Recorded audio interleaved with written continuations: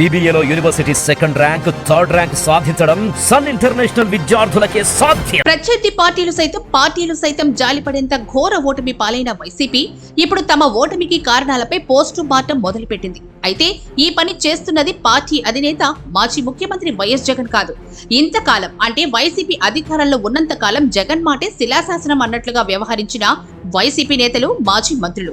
అది కూడా జగన్ మీద ఈగ వాలకుండా పార్టీలోని కొందరిని టార్గెట్ చేసి చేస్తున్న ఈ పోస్టు మార్టం వల్ల పార్టీకి ఒరిగేదేమీ ఉండదని పరిశీలకులు విశ్లేషిస్తున్నారు. వైసీపీ మాజీ మంత్రి గుడివాడ అమర్నాథ్ విశాఖలో అక్రమంగా నిర్మితమైన వైసీపీ కార్యాలయానికి అధికారులు నోటీసులు అందించడంపై స్పందించారు. అయితే ఆయన స్పందన పార్టీ కార్యాలయ నిర్మాణం అక్రమమని అంగీకరిస్తూనే కూల్చివేతకు పాల్పడి మేం చేసిన తప్పు మీరు చెయ్యొద్దు అంటూ చేసిన వ్యాఖ్యలు ఇప్పుడు సోషల్ మీడియాలో తెగ ట్రోల్ అవుతున్నాయి. ప్రజావేదిక నుంచి తమ పార్టీ చేసిన విధ్వంసం కారణంగానే ఘోరంగా ఓటమి పాలయ్యామని అంగీకరించేసినట్లుగా వైసీపీ నేత మాజీ మంత్రి గుడివాడ అమర్నాథ్ వ్యాఖ్యలు ఉన్నాయి. ఇక అదే పార్టీకి చెందిన మరో నేత కాసు మహేశ్వరుడైతే ప్రత్యర్థి నేతలపై అనుచిత భాషా ప్రయోగం వల్లే వైసీపీ ఘోర పరాజయాన్ని మూట కట్టుకుందని మీడియా ముందు అంగీకరించేశారు.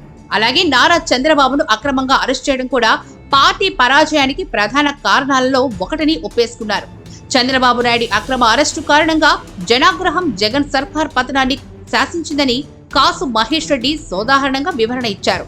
బెంగళూరులో ఐటీ ప్రొఫెషనల్ ఒకరు చంద్రబాబు సీఎంగా ప్రమాణ స్వీకారం చేసేంత వరకు ఒంటిపూట భోజనమే చేస్తారంటూ శపథం చేసిన సంగతిని ఆయన ఈ సందర్భంగా చెప్పారు. అలాగే రాష్ట్ర వ్యాప్తంగా పలువురు తెలుగుదేశం అధికారంలోకి వచ్చే వరకు నల్ల చొక్కాలే ధరించిన సంగతి కూడా చెప్పారు.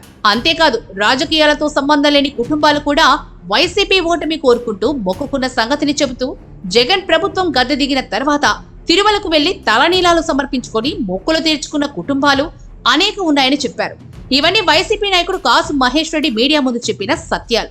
అనుచిత వ్యాఖ్యలు అంటూ కొడాలి నాని వంటి ఒకరిద్దరి పేర్లతో ఆయన విమర్శలు చేశారు. కానీ వాస్తవంగా ఆయన ఎక్కుపెట్టిన విమర్శనాస్త్రాలన్నీ జగన్ కు ఎక్కుపెట్టినవేనని పరిశీలకులు విశ్లేషిస్తున్నారు.